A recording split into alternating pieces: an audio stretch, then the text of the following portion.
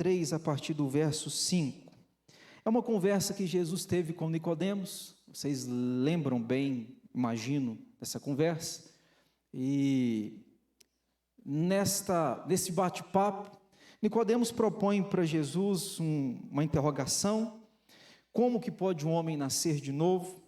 E a partir do verso 5, Jesus vai responder como que se dá um novo nascimento, a nova vida, a conversão, como que isso acontece. Vejam o verso 5. Respondeu Jesus: em verdade te digo, Nicodemos, IPSM, para mim e para você, quem não nascer da água e do Espírito, não pode entrar no reino de Deus. O que é nascido da carne é carne, e o que é nascido do Espírito é Espírito. Não te admires de eu te dizer, Nicodemos, importa você nascer de novo. Nicodemos, você precisa experimentar o que eu estou acabando de falar. Você precisa. Bom, usando esse texto aqui em tela para a gente introduzir o assunto, eu queria falar com vocês, irmãos, sobre 4 coisas que só o Espírito Santo faz na minha vida e na sua vida. Já digo introdutoriamente para você, não significam que o Espírito Santo só faz 4 coisas, ok? Eu vou separar 4, mas o Espírito Santo faz um punhado de outras coisas, que só Ele faz na nossa vida. Mas hoje eu queria lembrar você de 4. Estas 4 que eu vou te trazer aqui, são verdades que eu gosto de relembrar a minha memória, no decorrer da caminhada por diversas vezes, porque às vezes a gente é tão tumultuado de problemas, aflições, a vida é tão ativa, tantas coisas, a gente perde de vista aquilo que é uma obra do eterno, em você, em mim, em nós, que é a exclusividade do Espírito Santo, na vida daquele que nasceu de novo. Portanto, nós não estamos falando na vida de todos, nós estamos falando na vida daquele que nasceu de novo. Quem é o Espírito Santo? A Bíblia diz que ele é uma pessoa. Ele não é mais ou menos poderoso do que Deus Pai. Ele não é mais ou menos poderoso do que Jesus, o Deus Filho. Ele é co-igual. Quando eu digo co-igual, eu estou dizendo que o Espírito Santo tem tanto poder quanto Deus Pai tem, tanto poder quanto Deus Filho tem. Não há diferença de poder, um é mais, outro é menos. Eles são um em 3 pessoas distintas. A igreja depende do Espírito Santo. A IPSM depende do Espírito Santo. Esta igreja, nossa igreja, ela existe sem banco, ela existe sem parede, ela existe sem som, sem multimídia, ela existe, mas esta igreja não existe sem o Espírito Santo. Eu estou disposto a pastorear uma igreja sem grana, eu estou disposto a pastorear uma igreja que tenha problemas diversos, eu estou disposto, mas eu não posso pastorear uma igreja sem o Espírito Santo de Deus. O Espírito Santo é uma necessidade da igreja. Tira o Espírito da igreja, deixou de ser igreja. Na Bíblia, esta pessoa, o Espírito Santo, existem relatos na Bíblia de pessoas que mentiram ao Espírito Santo, lembra? Exemplo, Ananias e Safira. Mentiram ao Espírito Santo, sendo uma pessoa, alguém pode mentir para ela, ou pelo menos tentar, né? Aquele que conhece todas as coisas sabe o nosso coração. Existe na Bíblia exemplo de que o Espírito Santo se entristeceu. A Bíblia diz: não entristeçais o Espírito Santo como pessoa. Existe, por exemplo, você pode olhar 1 Tessalonicenses 5,19, o Espírito Santo ser apagado na vida de uma pessoa. Existem aqueles Atos 7:51 que resistem ao Espírito Santo. A Bíblia fala para nós não resistirmos ao Espírito Santo. Existem aqueles que insultaram ao Espírito, Hebreus 10:29. E o pior, né? O pecado sem perdão. Existe aqueles que blasfemaram contra o Espírito Santo. O Senhor Jesus disse que com esse pecado não tem perdão. A blasfêmia com o Espírito Santo. É um assunto que não poderíamos falar em outra ocasião, mas só para você não ficar com medo, pastor, será que eu já blasfemei? Só de você ter este questionamento já é um sintoma de que você não blasfemou. Porque quem blasfema ao Espírito Santo não reconhece que blasfemou. Não tem preocupação com este ato. Não está preocupado se o ofendeu, não se importa. Quem está preocupado já é um sintoma de que você tem um temor do Senhor. E este pecado você não caiu. Mas eu queria, irmãos, separar aqui 4 coisas que só o Espírito faz na sua vida. Primeiro, escute. Eu amo isso aqui, eu gosto de me lembrar como pregador, isso é essa verdade. Só o Espírito Santo convence do pecado. Ô pastor, mas eu posso fazer um curso de oratória? Pode. Eu posso ler um livro de como convencer pessoas? Pode ler o livro. Mas você não vai convencer ninguém do seu próprio pecado. Ou o Espírito o faz, ou essa pessoa vai morrer no pecado, não convencida do seu pecado. Pastor, está na Bíblia, tá? João 16:8. Quando ele vier, falando do Espírito Santo, convencerá o mundo do pecado, da justiça e do juízo. Só o Espírito Santo convence, a gente não convence. A gente até tenta, né? Filho, filha, marido, esposa, veja, perceba, nota. Não dá. Ou o Espírito faz, ou não tem jeito, ou não vai acontecer. E às vezes, amados, a gente esquece essa verdade na evangelização. Eu tenho percebido que alguns métodos de evangelização têm sido equivocados. Eu vou citar alguns e tentar argumentar.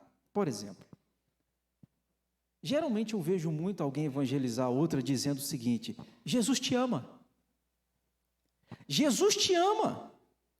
Tentando ganhar o perdido para Cristo, anunciando-lhe que Jesus o ama. Seria este um método de evangelização bíblico?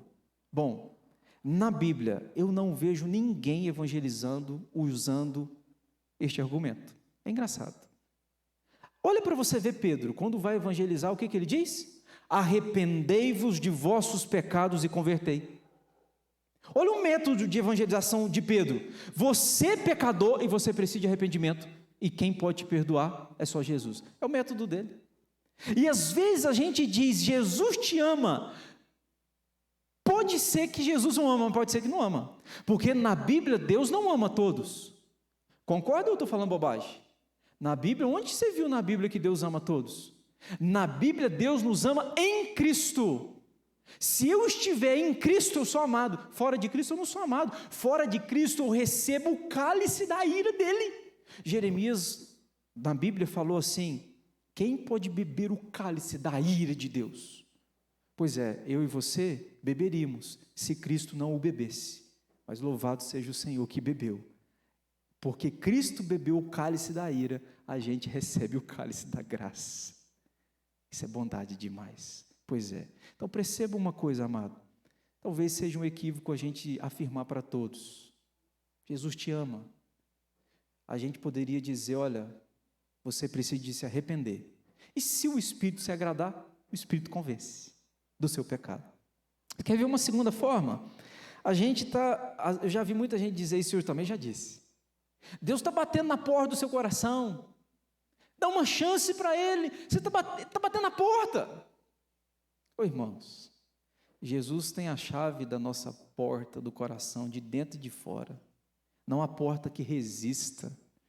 E as pessoas usam equivocadamente Apocalipse capítulo 3. Eis que estou à porta e bato. Se alguém abrir, entrarei e cearei com ele. Para dizer que Jesus está na porta do seu coração batendo. É um equívoco interpretar esse texto assim, porque o texto é da igreja de Laodiceia. A igreja cultuava, mas a igreja estava tão cheia de si que Cristo estava fora dela.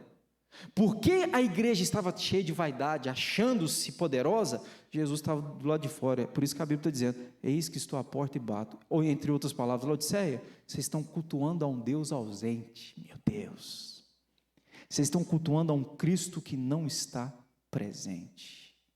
Isso é um perigo. Eu já vi também gente evangelizar dizendo assim: você foi feito para ser cabeça, não cauda. Já escutaram? Você nasceu para ser cabeça, não cauda. O evangelho atrativo, né? Não, Deus vai te pôr no palco e não na plateia. Você nasceu para vencer. Ô irmãos, isso não é evangelho. Imagine Paulo ouvindo isso, né? Apóstolo Paulo. Você nasceu para ser, como é que é? Você foi feito, Paulo, para ser cabeça e não cauda. Imagine Paulo escutando, Jesus está na porta do seu coração, dá uma chance. Pois é, não dá, não é evangelho. Ô irmãos, só o Espírito Santo convence do pecado. É só o Espírito. Você está orando por alguém? Continue orando. Você está evangelizando? Continue evangelizando. Mas tenha certeza de que se o Espírito não tocar, não tem jeito. O ímpio vai continuar sendo ímpio. Pastor, então por que eu sou crente? Porque o Espírito Santo te convenceu. Eu já contei aqui, depois que a gente passa dos 30, a gente fica meio repetitivo, a tendência é piorar.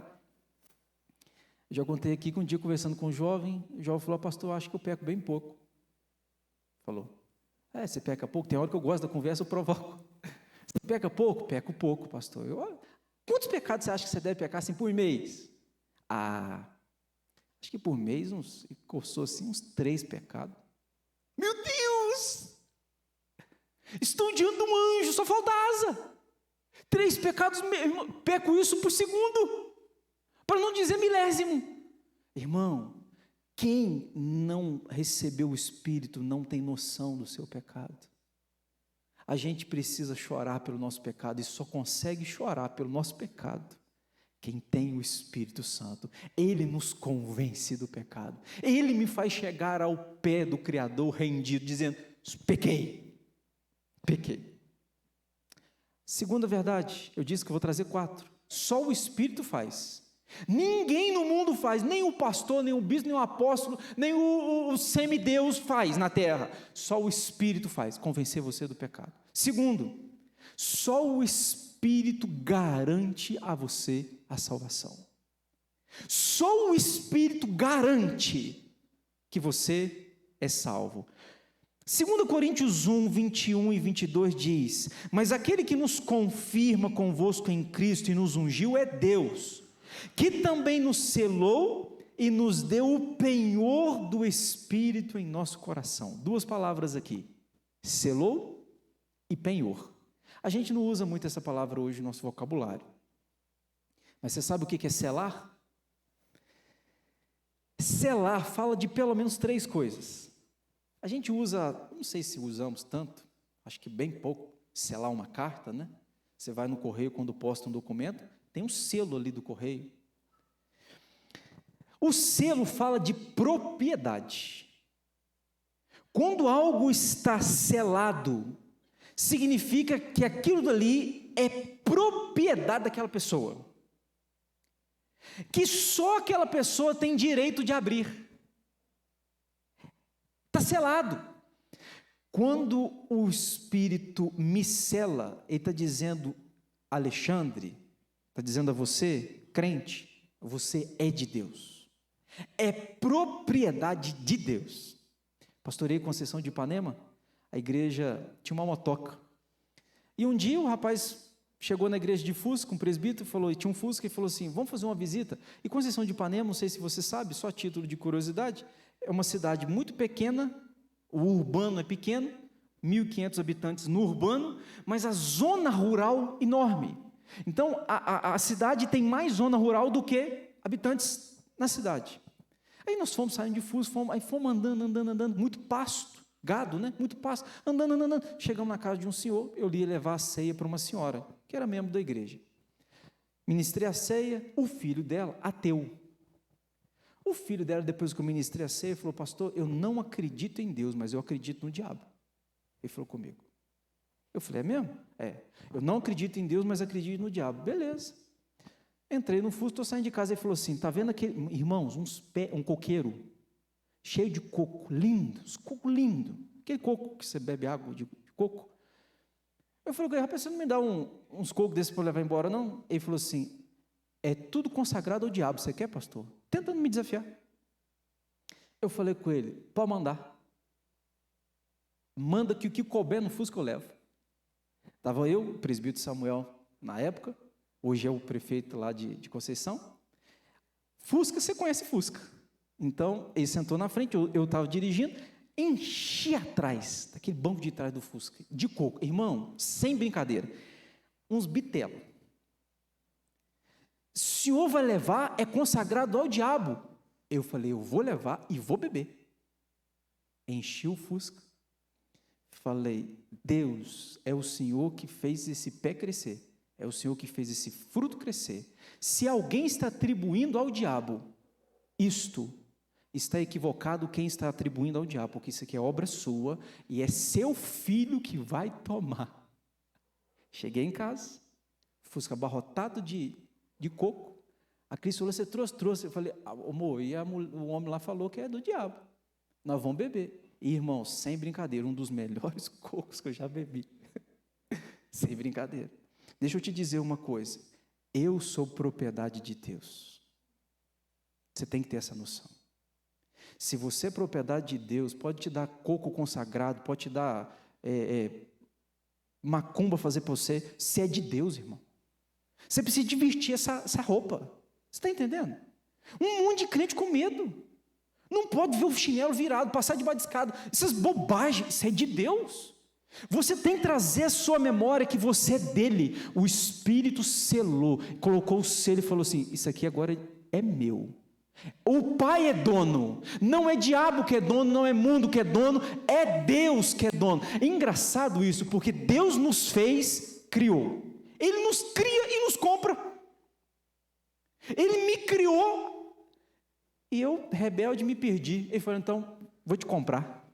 Você imagina, você vai lá, faz um relógio lindo. Você que fez. E você vai lá e compra o relógio que você fez. Deus me cria e ainda me compra. E coloca o selo e fala, isso aqui é meu, ninguém tasca. Aqui em Alto Caparó, há alguns anos fizeram aí uma turminha que reunia para invocar Satanás. Isso acontecia aqui, pelo menos eu tive conhecimento, e não sei se acontece, espero que não aconteça mais. A turminha reuniu, invocaram, e lá, o que baixou lá, o espírito, sei lá o que é aquilo, pediu que fosse ao cemitério pegar um pedaço de um corpo de alguém, para ser oferecido. O diabo gosta dessas coisas, não se assusta não. E a pessoa que participou disso, hoje é crente, me procurou, me contou, e disse assim, pastor, nós fomos no cemitério, pegamos um negócio lá e trouxemos. Na hora que trouxemos, o bicho que estava lá possuindo a pessoa disse o seguinte, esse nós não podemos tocar, porque era corpo de um crente. Deixa eu te dizer, você é propriedade de Deus mesmo depois de morto. Por que você está assustado por tanta bobagem? Eu estou aqui para te lembrar, você é propriedade, a não ser que você não seja convertido, aí é outros 500, aí você não é mesmo propriedade dele não, você é propriedade de outro. Agora, se você é convertido, você é de Deus, irmão. O selo fala de legitimidade, é legítimo, não é pirata. Nós estamos no mundo fake, né? Você não sabe o que pode acreditar, você vê notícia, não sabe se é verdade. Você vê uma mulher bonita, você não sabe se é bonita mesmo. Dela acordar de manhã para ver se é bonita mesmo. É brincadeira com você, porque o mundo hoje a gente não pode acreditar nessas coisas. No mundo fake, Deus nos sela porque você é legítimo, você não é pirata, você não é falso. Você é dele. O selo fala em terceiro de calma que eu vou falar a palavra. Inviolabilidade. É inviolável. Quando você põe selo numa carta, essa carta tem que chegar ao destino do jeito que você enviou. Ela não pode ser violada no caminho. Você é de Deus e nada pode violar esta verdade. Filipenses 1,6, aquele que começou a boa obra em vós, há de completá-la até o dia de Cristo Jesus. Ele começou, ele vai completar. Você é de Deus e de Deus você é para sempre. Agora a Bíblia fala também de penhor, mas a Bíblia vai falar de senhor, de selar, mas a Bíblia fala de penhor. Você sabe o que é penhorar? A gente talvez não é muito costume nosso, mas penhorar é o seguinte: eu te dou uma parte da grana para te garantir que eu vou dar para você o restante da grana. Entendeu? Eu te dou uma parte para que você tenha convicção do que o total vai vir depois. Diz a Bíblia que o Espírito é o nosso penhor. É Deus falando o seguinte: eu estou te dando uma parte, mas acalme-se, vai vir o restante. Eu acho isso fantástico. O Espírito Santo é uma parte, é o penhor. Louvado seja Deus. Duas coisas que só o Espírito faz: primeiro, só Ele convence do pecado; segundo, só Ele garante a salvação. Quem é dele para sempre. Não precisa ter medo de olho gordo, não precisa ter medo de chinelo virado, não precisa ter medo de escada que você passa debaixo, não precisa ter medo de nada. Você é de Deus. Eu morava em outra casa. Um dia, saindo de casa, deixaram um negócio de macumba na porta da minha casa. Saí, eu vi. Eu não sou bobo, eu sei o que é, embora eu nunca tinha usado, nunca fiz esse troço. Mas eu vi, tinha lá umas penas, um animal morto. Peguei, fui lá, peguei no latão de lixo, joguei no latão de lixo. Você tocou? Toquei. Tem medo? Não tenho. Irmão, eu sou de Deus. Você precisa ter ideia que você é de Deus. Terceiro, só o Espírito Santo pode te ensinar verdades eternas. E eu estou aqui tentando te ensinar, mas a verdade é que este ensino só chega no seu coração se o Espírito o fizer. Não depende de mim, embora eu devo me esforçar, eu devo tentar ser o mais claro, é minha tarefa, é minha função, porque o Espírito Santo usa a gente. Agora, se ele não chegar no seu coração e te ensinar, não tem jeito. A Bíblia diz em João 16:13: quando vier, porém, o Espírito da verdade, ele vos guiará a toda verdade. É por isso que às vezes você passa décadas, pode ser, talvez, ensinando uma pessoa, tentando, e no final você olha e fala assim: meu Deus, não aprendeu nada. Porque a gente deve tentar mesmo, a gente deve fazer a nossa parte, mas se o Espírito não o fizer, nem todo mundo que está na igreja está aprendendo o que está sendo ensinado na igreja. Por quê? Porque precisa do Espírito para que você entenda. Alguém um dia me questionou: pastor, na Bíblia Católica, por exemplo, não tem textos que falam contra a idolatria? Tem. Na Bíblia Católica não tem textos que falam sobre imagens? Tem. Mas por que a pessoa adora a imagem, essas coisas? Está na Bíblia dela. Porque enquanto o Espírito Santo não a ensinar, não tem jeito. Você mostra, está aqui, lê. Não tem jeito. Mas o dia que o Espírito ensinar, basta uma palavra. Sabe? Basta um pregador leigo, pode ser. O dia que o Espírito fizer, está feito. Só o Espírito Santo pode nos ensinar as verdades de Deus. E isso não depende de escolaridade, tá? Ô pastor, fiz lá só o primário, ou nunca sentei numa cadeira de escola, não sou capaz. Ô irmão, o Espírito Santo ensina a quem Ele quer, do jeito que Ele quer. Por isso que eu defendo a tese de que a gente tem que ensinar os nossos filhos, mesmo que eles não entendam. De vez em quando, Cristo e eu, a gente pega uma Bíblia, a gente tem uma Bíblia, inclusive eles estão usando aqui na escolinha, a gente lê por Ravi historinhas da Bíblia. E enquanto nós estamos lendo, ele está lá, não tem problema. A hora que o Espírito falar, pá, pronto. Você entende? Não depende de mim, depende de eu falar. Eu preciso falar, mas quem faz é o Espírito. Estava num congresso, o pastor fez apelo, uma criança de 9 anos foi lá. O pastor ficou assustado. O que você quer aqui, filho? Ué, pastor, o senhor não falou de quem que foi tocado por Deus vir aqui? Fui tocado, estou aqui. 9 anos. E eu acho que essas crianças de hoje, o Espírito Santo está falando com elas bem mais cedo. Que tem uns meninos aí que sabem mais do que muitos. Velho de igreja. Graças a Deus. Só o Espírito. Primeiro, só o Espírito convence do pecado. Segundo, só o Espírito garante a salvação. Terceiro, só o Espírito ensina verdades de Deus. Quarto e último, só o Espírito faz você produzir frutos. Gálatas 5, 22, 23, mas o fruto do Espírito é amor, alegria, paz, longanimidade, benignidade, bondade, fidelidade, mansidão, domínio próprio. Contra estas coisas, não há lei. Eu gosto desse final do verso. Porque quem pode, se o presidente da república falar assim, no Brasil não pode amar mais. Tem como? Você vai parar de amar porque alguém falou que não pode? Não há lei.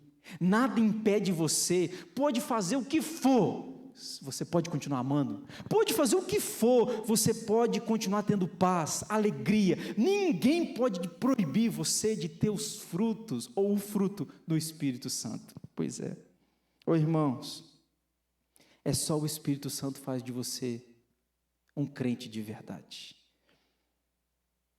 Davi, o rei Davi, ele foi orar no Salmo 51, verso 11, ele diz assim, não retires de mim o teu Espírito. Eu penso que ele entendeu o ministério do Espírito Santo. Antes de o Espírito ser derramado, Davi já tinha dimensão. Senhor, não retires de mim o teu Espírito, porque eu preciso do teu Espírito. Oh Deus, não retire de nós, não retire da IPSM o teu Espírito, porque nós precisamos ser convencidos do nosso pecado, nós precisamos de ter a ideia, certeza da garantia da nossa salvação, nós precisamos aprender, ser ensinados verdades preciosas, e a gente precisa produzir frutos para a glória do Senhor. Ô irmão, vai embora para casa hoje, convencido de que você é de Deus e ninguém toca. Não é para você subir no nariz em pé, arrogante, não. Isso muito pelo contrário, é para fazer de você um servo, gente quebrantado, que diz, Senhor, eu sou teu, e eu quero ganhar um monte de gente para ser teu também. Graças a Deus por Cristo Jesus, e pelo seu Espírito. Vamos ficar em pé?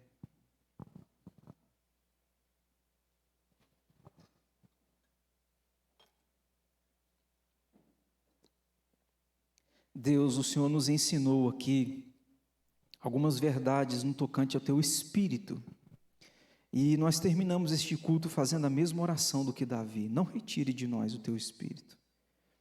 Ó Deus, às vezes entristecemos, ofendemos o teu Espírito, mas nós queremos pedir ao Senhor a graça de temer ao teu Espírito, de andar e a receber dele poder para fazer a tua obra, e que teu fruto seja abundante na nossa vida.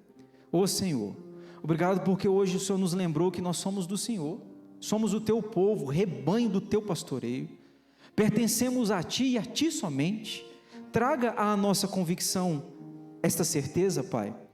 E agora, meus irmãos, vão em paz, e que a graça de Jesus, o amor de Deus, a comunhão do Espírito seja com você, meu amado irmão, e com você permaneça hoje e para sempre. Amém e amém. Não vá embora, irmão, sem dar uns 5 abraços, desejar uma boa noite, um bom resto de semana para quem está à sua volta.